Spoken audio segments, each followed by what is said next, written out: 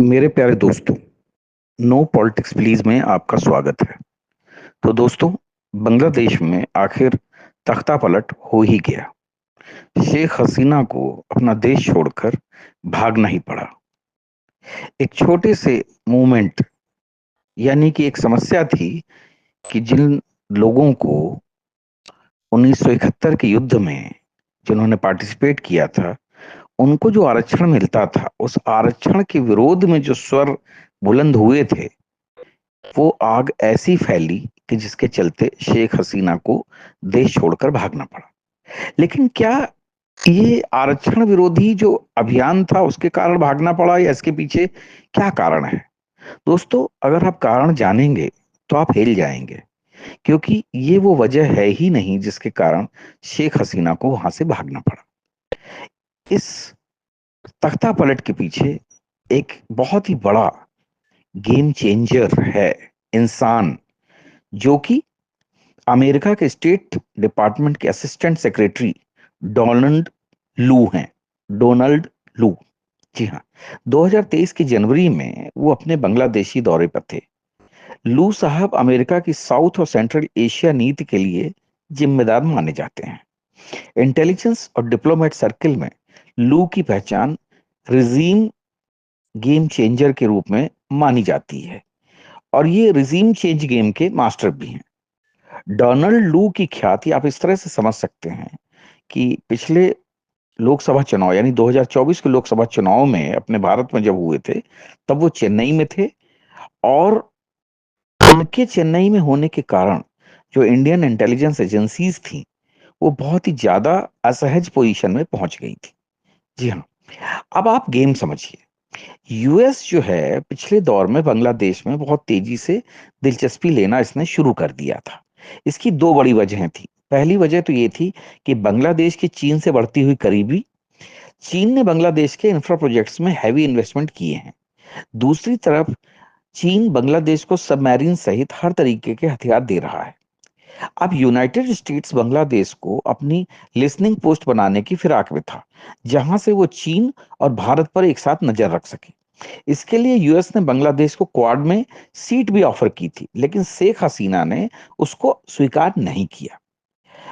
America की दूसरी जो दिलचस्पी की वजह थी, वो थी बांग्लादेश की स्ट्रेटेजिक लोकेशन, यानी भारत, पाकिस्तान, चाइना और साउथ ईस्ट एशिया, हर जगह पर अमेरिका अगर बांग्लादेश में काबिज हो जाता तो वो निगाह रख सकता था।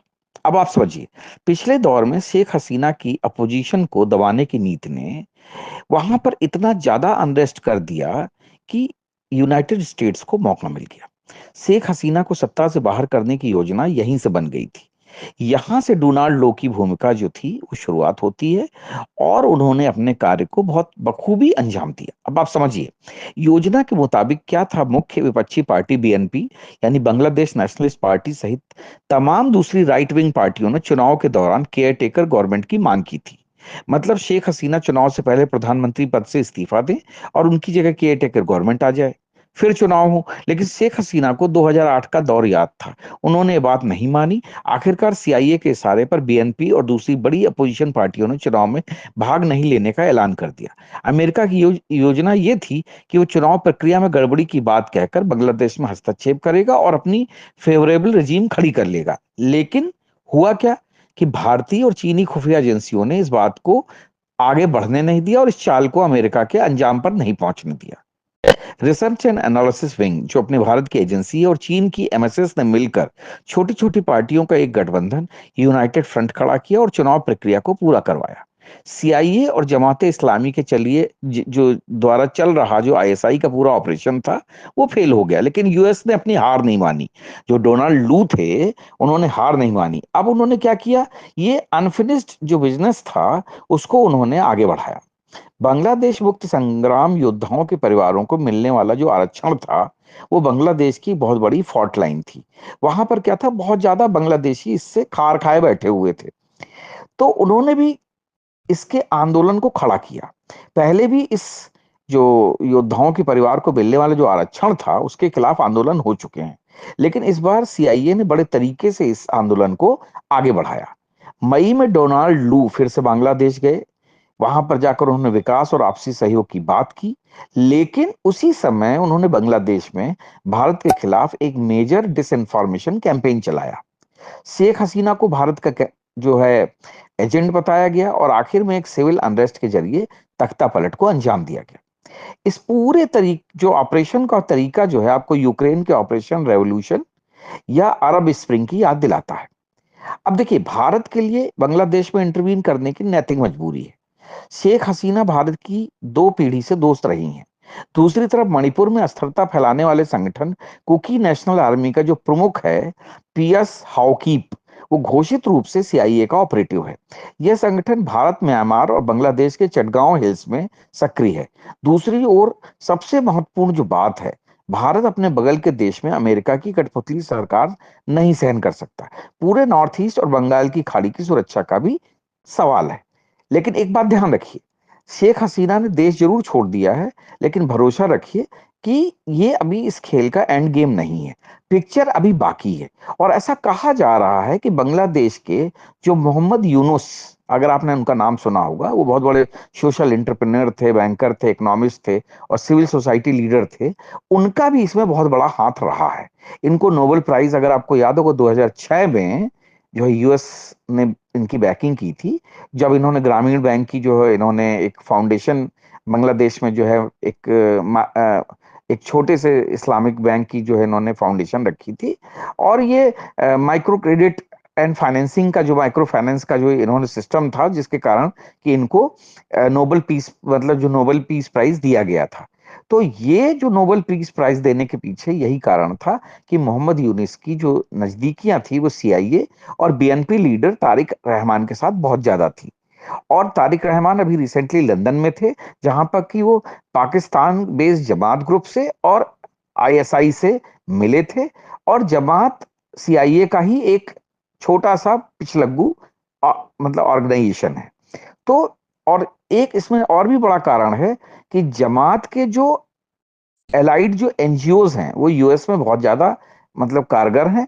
और उनका क्या है कि जॉर्ज सोरोस वगैरह से मिलके यूएस स्टेट डिपार्टमेंट के साथ उनकी फंडिंग भी चलती है। तो ये सारा का सारा जो ग्रामीण बैंक का जो कॉन्सेप्ट है, ये इसी प्रकार के हवाला रैकेट पर आधारित है। तो ये जो मोहम्मद यूनुस हैं, ये भी जो हैं जमाते इस्लामी और बीएनपी के साथ मिलकर इन्होंने शेख हसीना की आवामी लीग के खिलाफ आंदोलन चलाया और शेख हसीना की तख्ता पलट कराने में इनका भी बहुत बड़ा हाथ है। तो दोस्तों, आपको समझ अब में आ गया होगा कि जो लोग कह रहे हैं कि ये स्टूडेंट्स हैं, ये योद्धा हैं, इन्होंने बहुत बड़ा काम किया है, ऐसा कुछ नहीं है। ये सब का सब पूरा जो खेल था, सीआईए, आईएसआई और बांग्लादेश के अंदर जो बीएनपी जो उनकी पार्टी थी और या जमाते इस्लामी, इनके द्वारा प्लान किया गया था। और इसका सबसे जो बुरा पहलू ये है कि बांग्लादेश में रहने वाले हिंदू, हिंदू मंदिर अब जो है कट्टरपंथियों के निशाने पे आ गए हैं। और मुझे लगता है कि इस हिंसा में सबसे ज्यादा नुकसान बांग्लादेशी हिंदुओं को उठाना पड़ेगा। और सबसे बड़ी बात यह है कि बांग्लादेश में रहने वाले ज्यादातर जो हिंदू हैं वो एससी एसटी ओबीसी ग्रुप से ही आते हैं।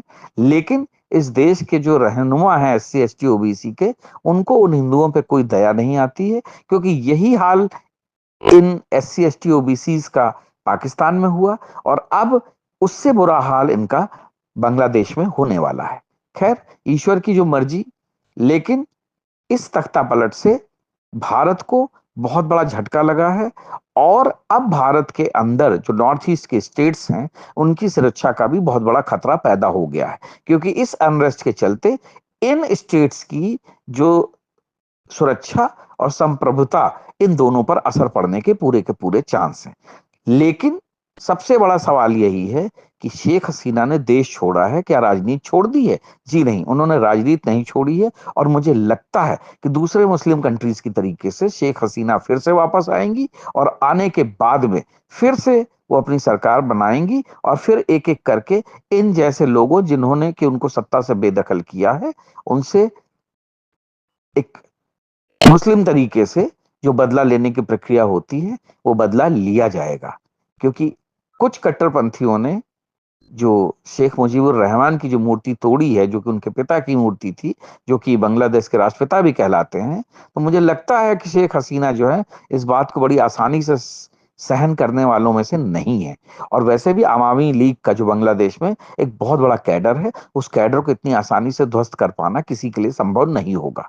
तो दोस्तों, देखते रहिए बांग्लादेश की क्या पोजीशन होती है और भारत को इसमें किस तरीके से अपना इंटरवेंशन करना होगा। जय हिंद, जय भारत।